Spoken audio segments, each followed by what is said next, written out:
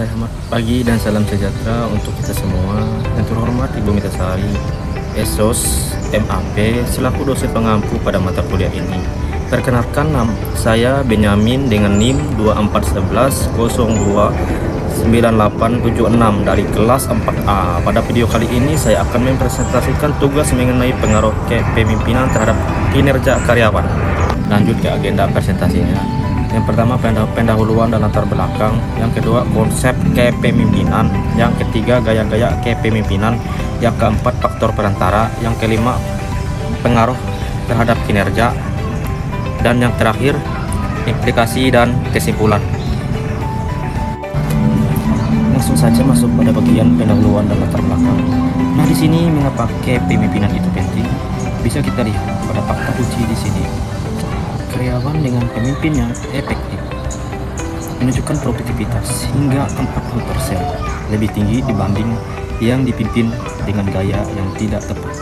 Dalam 2023 melaporkan bahwa 70% variasi ketertiban karyawan ditentukan oleh kualitas manajer pemimpin langsung mereka. Di Indonesia, riset LIPI menunjukkan gaya kepemimpinan masuk dalam 3 besar faktor penentu kinerja organisasi. Selanjutnya kita masuk ke materi yang kedua, konsep dan definisi kepemimpinan. Jadi, kepemimpinan adalah proses mempengaruhi orang lain untuk mencapai tujuan organisasi melalui perubahan. Komponen utama kepemimpinan, yang pertama ada misi, kemampuan melihat masa depan dan mengarahkan tim menuju tujuan strategi jangka panjang, dan yang kedua komunikasi, menyampaikan arahan, harapan dan umpan balik secara efektif kepada seluruh anggota tim, dan yang ketiga pengambilan keputusan, memilih tindakan terbaik berdasarkan data, situasi dan pertimbangan etis organisasi, dan yang terakhir yang keempat pengaruh, memotivasi dan mendorong orang lain untuk bertindak sesuai nilai dan tujuan bersama. Masuk materi yang ketiga, gaya-gaya kepemimpinan. Dan ada 4 gaya kepemimpinan utama yang paling banyak diteliti. Yang pertama transformasional, yaitu inspiratif dan visioner, memotivasi melalui visi, mendorong inovasi, membangun kepercayaan. Lalu yang kedua transaksional, reward punishment, kontrak jelas, berbasis target, evaluasi rutin. Yang ketiga servant leadership, yaitu melayani karyawan, empati tinggi, mengembangkan tim, kepercayaan yang tulus. Lalu yang keempat atau yang terakhir laissez-faire, yaitu delegasi penuh, minimnya intervensi, karyawan mandiri, kontrol terbatas. Lanjut teori-teori kepemimpinan, landasan ilmiah untuk memahami kepemimpinan yang efektif. Yang pertama 1900, teori sifat. Pemimpin lahir dengan sifat bawaan, kecerdasan, karisma, kepercayaan diri, dan integritas tinggi. Dan yang kedua 1940, teori perilaku. Kepemimpinan dipelajari melalui pola perilaku berorientasi tugas. Lalu yang ketiga 1960, teori situasional. Tidak ada yang terbaik. Pemimpin efektif menyesuaikan gaya dengan kematangan dan kebutuhan bawaan. Dan yang keempat 1980, teori transformasional. Pemimpin mengubah nilai, motivasi dan perilaku mengikut menuju pencapaian tujuan yang lebih tinggi. Dan yang terakhir yang kelima 2000-an, servant, fokus pada melayani tim, kejujuran, empati, dan kepemimpinan berbasis moral yang kuat. Lalu materi yang keempat, faktor perantara motivasi. Di sini kepemimpinan motivasi karyawan. Motivasi adalah energi bergerak karyawan untuk bekerja. Pemimpin yang baik mampu menjalankan dan menjaga motivasi tersebut tetap menyala melalui berbagai pendekatan yang terstruktur.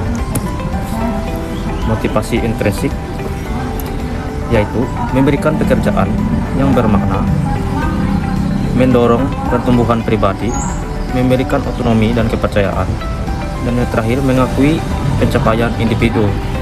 Lalu motivasi ekstrinsik, yaitu sistem reward berbasis kinerja, pengakuan publik dan penghargaan, kompensasi yang adil dan kompetitif, dan terakhir peluang promosi yang jelas.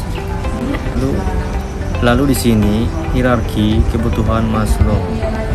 Yang pertama, aktualisasi diri, yaitu pengembangan potensi. Yang kedua, penghargaan, yaitu pengakuan dan status. Yang ketiga, sosial, hubungan dan rasa memiliki.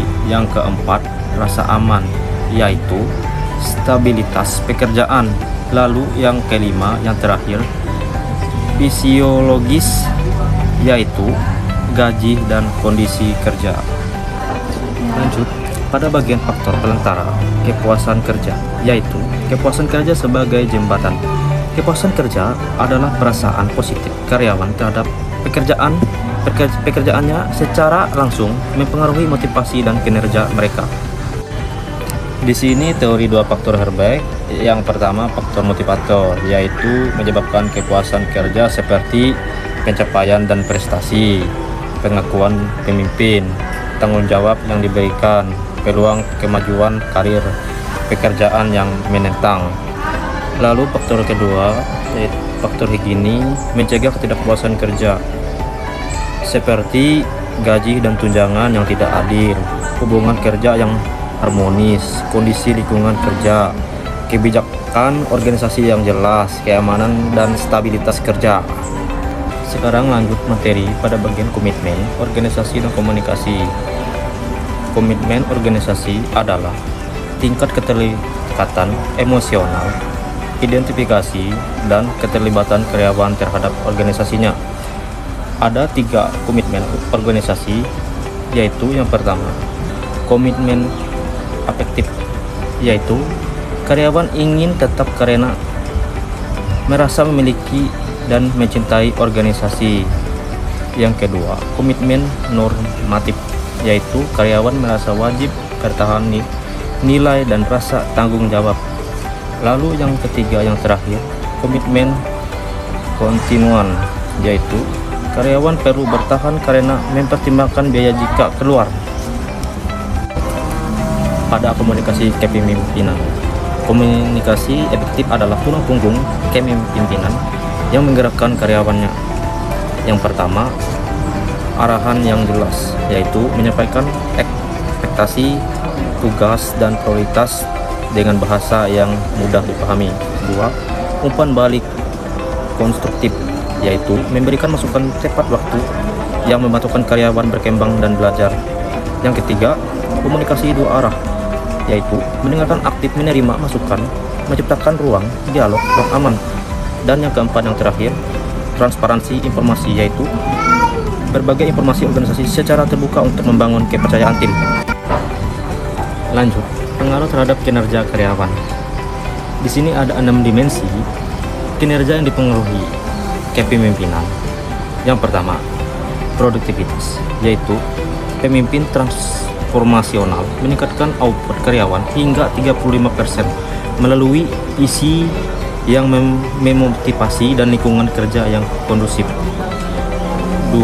Disiplin kerja, yaitu pemimpin yang konsisten dan adil menciptakan budaya disiplin, ketepatan waktu, dan kepatuhan terhadap prosedur.